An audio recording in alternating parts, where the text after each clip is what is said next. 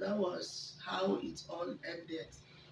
Within a twinkle of an eye, I saw them moving to the mortuary.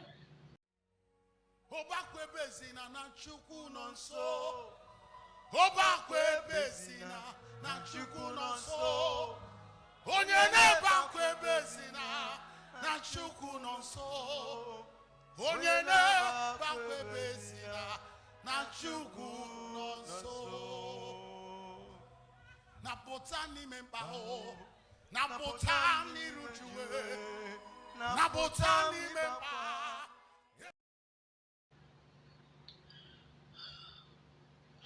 So I told you I'm an emotional person. Let's proceed.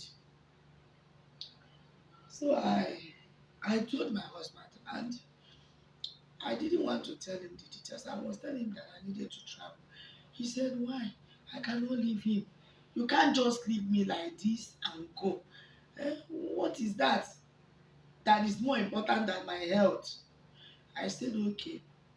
I was just trying to, I don't want to bring the whole thing to him. I don't want to narrate those stories that my younger sister is said and my mother is out of compound.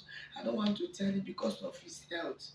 So I was just planning on how to, not knowing that they've already conspired that in as much as my sister is in cell, they should also go to town and bring me too.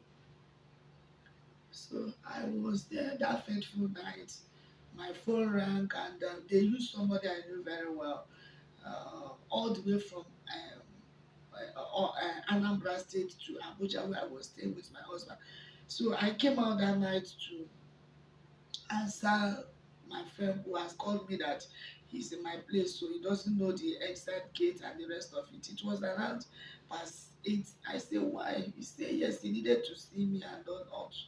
I never knew that they paid to bring them to my place. So when I came out to where she told me that she was standing, so I met her actually, and one other man and a man and a woman. So I never knew they were the two. The man and the woman was police officers. So I was, what happened? Why are you looking for me at this time of the night? Before you know, I saw police van. That was how they picked me from there, like a criminal. I thought they were kidnappers. I thought I was calling on God. My husband was sick at home, just out of hospital 4 days back. So I was calling on God, crying and calling on my God. Because all these 10 years, I refused to go against my faith. I visited hospitals, traditional health giver. I refused to visit, what do you call them, native. If I say native doctor, I don't know even how to call them. So I was calling on my God. I was calling on my God. I thought, as I said, that they were kidnappers until when we got to certain extent. That was when they now have to show me the face of that man, one of my cousin from my paternal side, those of our family, one of them that came with them. So I said, you, that was when he now told me that we pushed their fence and that they wanted my mother out of compound. Have I seen where a woman that doesn't have male child stays in the compound? We should ask the whole Igbo land and know where it is done that a woman without a son can never stay in the compound. I thank God at that spot because I've known that these people are not kidnappers, but I don't know the next thing they wanted. I just said, you know, my husband is sick. He said, he's sick, but you people pushed our fence. So I said, okay, where are you taking me to? Say they are taking me to Anambra State. I stay from Abuja. My husband, I just came out to answer that my friend that you people used. He didn't know any other thing about my whereabouts now. They say it's not their concern. So that was how they took me. My husband, after he waited like 30 minutes, and I said, but I said, I went outside to go and answer somebody. So what is keeping me? And they collected my phone, switch off my phone, and I said, okay, why not give me my phone so that I can be able to tell my husband my whereabouts? They said no. So when we got to Anambra State, they put me inside cell. I was there. So my husband have started looking for me all through the night. I never knew what happened. It was when I came back that people were not telling me how he was frustrated, moving from one house to another, telling them that this is what happened. Though, before you know it, they rushed him back to hospital the next day. My neighbors and my friends, they rushed him back to hospital. So they started making call. It was at that process that uh, my people now told them, my own relatives now told them that this is what happened, that I'm in state CID here in Oka. So I was there for some days before they bailed me out, on the condition that I'll be coming to state CID every week. Look, I'm staying at Abuja. They say it's not their business. And of course, I don't have a dime again. Even my transport to move from Oka back to Abuja, I don't have. And I needed to go because my husband is already in the hospital and friends were taking care of him. I wasn't there. And they told me that he just wanted to see me. He thought that they've killed me. My friends were only, you know, my friend were only trying to cover up things for him.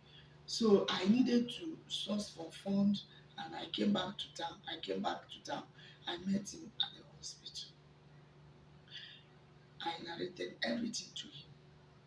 He said, so I'm still alive. I said, I'm alive. I can't die. Why should I die and leave you?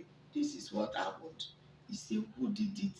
Who is the person among that our relatives? I said, relax. Everything is we are trying to sort it out. So I don't want him to get involved. So I was just telling him that all is well, all is well. That November gone, December, they told me to report back to state ID. I've been reporting 2 weeks. I refused to go on 1 week. Still, they were mounting pressure on me. I was leaving my husband, going down there every 2 weeks. I will go to the report in police station tomorrow and come back to the other day. I was begging for money on the street just for me to the transport to go. So on that 30th December, I told them I cannot come December period.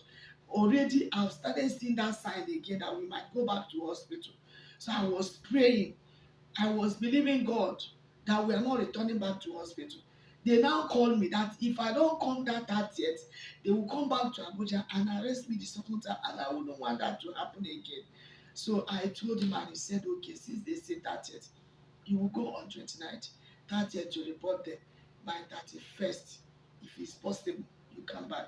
If it's not possible to come on 31st, if the road will be so busy, please don't come 31st. Allow 31st and 1st to go. By 2nd, come back.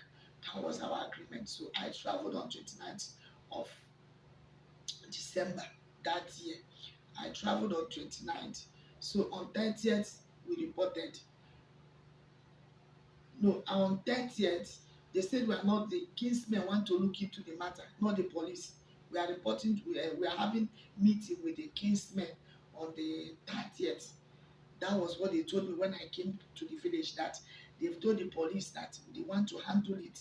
So at the end of the day, if they cannot settle it, they will transfer the matter back to them again. Well, I came in and I made them that 30th. After everything on that 30th, my only question, I kept asking them, where will my mother stay? Is it his fault that he's not having a male child? And my sister and I, are we not part of this family? My father gave birth to both of us, so how can they drive my mother away at 79 years old? I was trying to plead. So they said, sister, we don't want to take our mother out of the compound. They want to return the matter to police. So before you know it, I was called that they want to see me on 2nd. I said, that 2nd, I want to go back to town. I left my husband. They said, no, I must be there on 2nd. I must be there on 2nd. So I told my husband, he said, okay. I called him and I told him. He He said, okay, I should stay. That second went to station. After much wasting of our time there, they said we are coming back the next day being dead. I told him again. He said, okay, I should stay. If that will end this matter once and for all, I should just stay. So that dead, we went again. They said no, that we are coming back the next day being fought, that this officer is not there, this one is not there, this one is not there. We came back again the same third night.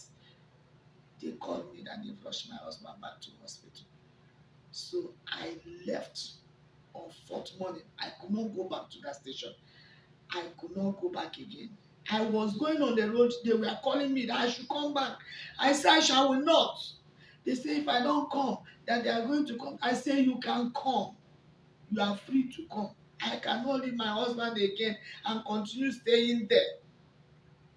So they told me the hospital they've taken him to. The hospital they took him to. So I moved from Oka down straight to the hospital at Abuja.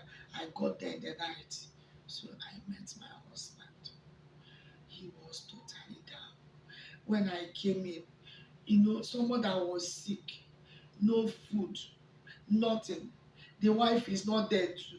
I know how I do take care of this man. I know how I do take care of him. Now I wasn't there. So he will struggle to go to kitchen to look for whatever he see there to eat.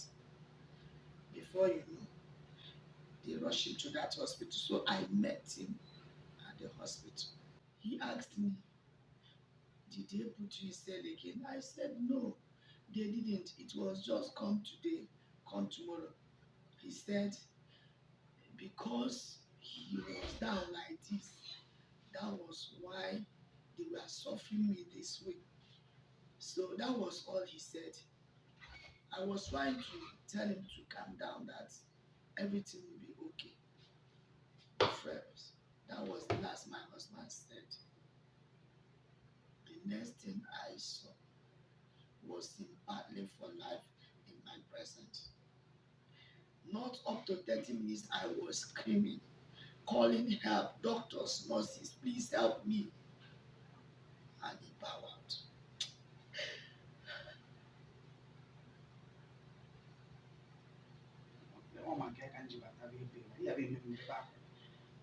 You said I should not cry ever since I became pregnant. This is one of the reasons why I said you should come and film this video in my house so that I will make sure I monitor you. So I don't want you to fall sick. Yeah? So that I should not cry carrying this pregnancy. So now, you want to make me to start crying.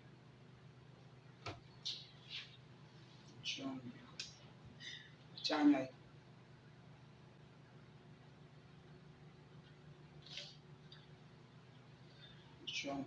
You've shared the story, you've shared it. Finally, we have shared it. Oh, it's okay. You are one of the strongest women I know in this world. Even if any other person did not know that I was strong, me, I know. Because they gave birth to me and I come to meet you as my other sister. So I can tell better. So that was how it all ended. Within a twinkle of an eye, I saw them moving to the mortuary and the chapter closed. I started carrying that tag, widow. Thank you for watching. It is well. Bye. We'll see you guys in our next video.